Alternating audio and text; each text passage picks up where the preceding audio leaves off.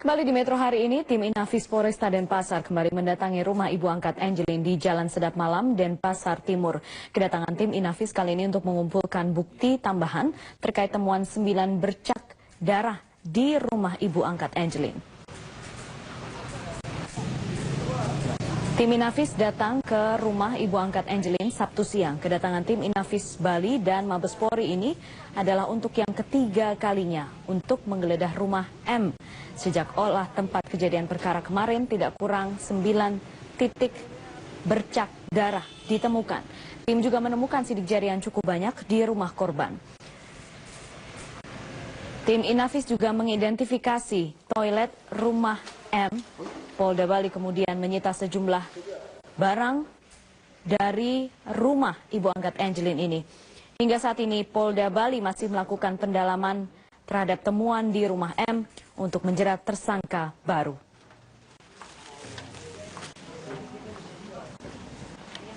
Sementara itu, ibu angkat Angelin, MM, yang juga tersangka kasus penelantaran hari ini diperiksa penyidik. MM diperiksa sebagai saksi atas kasus pembunuhan Angelin.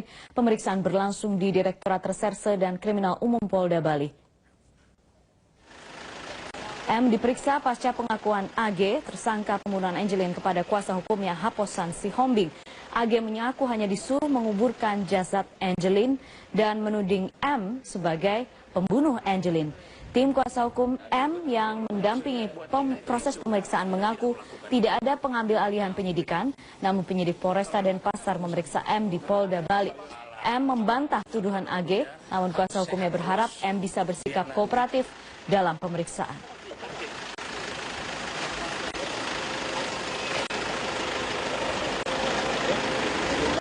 Polisi hari ini memeriksa M sebagai saksi untuk kasus pembunuhan Angelin dengan tersangka AG. Pemeriksaan ini merupakan pengembangan dari pengakuan AG yang menyebut bahwa M adalah pembunuh Angelin. Pengembangan penyidikan untuk mengungkap apa motif dan siapa aktor utama pembunuh Angelin terus dilakukan. Sejak awal kasus ini mengemuka, MM yang merupakan ibu angkat Angelin memang menjadi pihak yang banyak disorot. Tidak lama setelah menetapkan AG sebagai tersangka pembunuh Angelin, polisi kemudian menetapkan MM sebagai tersangka. Meski demikian, MM baru menjadi tersangka untuk kasus penelantaran anak. Namun, keterangan terakhir AG kepada penyidik kembali menyeret nama MM. Tersangka AG menyebut bahwa MM adalah pelaku utama pembunuhan Angelin. AG mengaku hanya diminta untuk menguburkan Angelin dengan imbalan 200 juta rupiah. Acara sebelumnya TSK AG menyampaikan bahwa dia yang melakukan pembunuhan, pemerkosaan. Tetapi dalam berita acara pemeriksaan semalam, AG menyampaikan bahwa yang melakukan pembunuhan itu adalah M, tempatnya di kamar M, dan dia hanya disuruh membantu membungkus, mengambil boneka, mengambil spray, dan selanjutnya mengangkat, mengubur, dan menutup kuburan tersebut. Keterangan AG memang kerap berubah-ubah, namun statusnya sebagai saksi mahkota dalam kasus ini membuat pihak kepolisian mendalami setiap informasi yang didapat dari AG. Kita tahu bahwa keterangan saksi mahkota atau keterangan saksi utama itu harus memang dikaji betul. Betulkah ada alat bukti yang lain yang bisa mendukung keterangan tersebut sehingga tidak mentah. Karena nanti pertanggungjawaban tersebut kita akan sampaikan melalui jaksa penuntut umum dalam bentuk berkas perkara di sidang pengadilan. Polisi juga telah beberapa kali melakukan olah TKP di rumah MM untuk mengumpulkan bukti tambahan. Pada olah TKP yang digelar hari Jumat kemarin, polisi kembali mendapatkan temuan baru berupa bercak darah dan sidik jari dari dalam kamar MM. Tim Liputan, Metro TV. Pemirsa, banyak informasi yang terus berkembang dari pemeriksaan tersangka dan juga saksi dalam kasus pembunuhan gadis kecil Angelin di Bali. Untuk mengetahui perkembangan terbaru saat ini kita telah tersambung dengan Kapolda Bali, Irjen Pol Roni F. Sompi melalui telepon. Selamat sore Pak Roni. Selamat sore Mbak Putri. Selamat sore. Ya. Pak Roni, hari ini Inafis kembali ke TKP, bukti apa yang dicari? Apalagi yang perlu dilengkapi Pak Roni?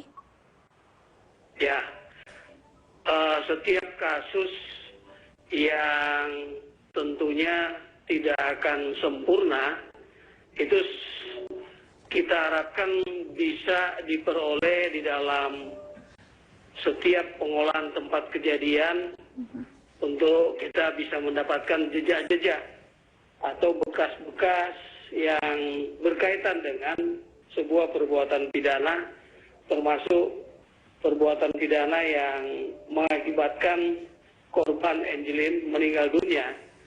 Oleh karena itu, walaupun sudah beberapa kali dilakukan pengolahan tempat kejadian perkara oleh Polresta maupun Polda Bali, namun demikian penyidik mendapatkan asistensi dari Pusat Inafis Bareskrim Polri sebagai bentuk perhatian dari Bareskrim Polri dan juga pimpinan Polri untuk membantu agar proses penyidikan yang dilakukan oleh Polda Bali ini betul-betul dilaksanakan secara ilmiah guna mendapatkan jejak-jejak, dan apabila penguatan secara ilmiah itu bisa dijadikan sebagai alat bukti, maka bukan tidak mungkin pembuktian ini akan mendukung guna memberikan keyakinan hakim di sidang pengadilan nanti.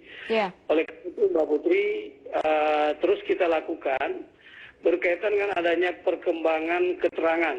Iya, betul. Tersangka AG, sehingga kita berupaya untuk mendapatkan penguatan jejak-jejak yang mendukung penjelasan tersebut, Mbak Putri. Demikian. Pak Roni, ini kan berarti keterangannya terus berubah-ubah. Jadi seperti apa cara kerjanya? Apa dari keterangan itu kemudian polisi berusaha mencocokkan atau bagaimana? Karena kan yang tadi Anda sampaikan harus mengedepankan sisi ilmiah di sini.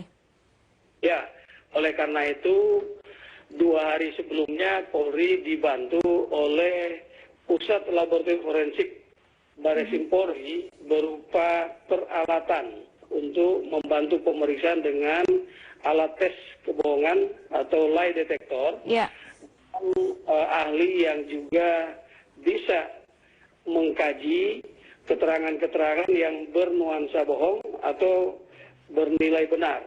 Nah, ketika kita mendengar keterangan tersangka AG dengan menggunakan lie detector, maka kita mendapatkan ada keterangan-keterangan yang benar.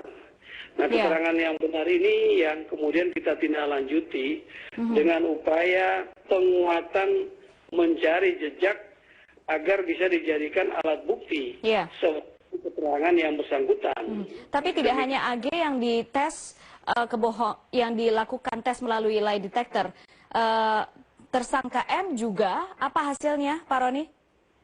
Ya, tersangka MM ini masih belum bisa maksimal kita, masih perlu ada kelanjutan mendengar keterangan tersangka MM untuk kasus penelantaran anak, tapi untuk kaitan kasus yang menyebabkan meninggalnya korban Angelin ini masih perlu ada pendalaman kembali, baik dengan menggunakan alat tes kebohongan maupun dengan kajian ahli kronologi, ya, ahli kronologi yang kemarin juga sudah membantu penyidik Polda Bali dan Polresta Denpasar, Mbak Putri. Oke, Pak Roni, terakhir, Polda Bali menjadi sorotan. Bisakah benar-benar dipastikan bahwa polisi akan benar-benar mengawal kasus ini dan membuka seterang-terangnya? Ya, kan selama ini Metro TV dan juga media yang lain selalu menjadi pengawas bagi proses penyidikan ini. Kita juga transparan walaupun tidak telanjang. Artinya ada informasi yang masih bernilai informasi yang dikecualikan, yang memang untuk kepentingan persidangan nanti. Baik. Kami berjanji bahwa kami bekerja maksimal, profesional, dan proporsional, tentu sesuai dengan prosedur undang-undang yang berlaku, Mbak Putri. Baik, kami tunggu perkembangan selanjutnya. Terima kasih sudah bergabung bersama kami, Kapolda Bali Irjen Pol Roni F. Sompi.